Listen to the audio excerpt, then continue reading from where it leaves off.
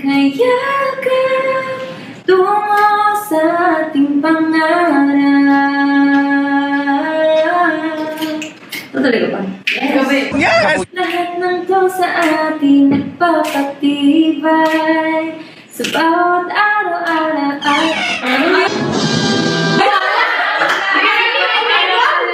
bawat alaala atin itong iaalay.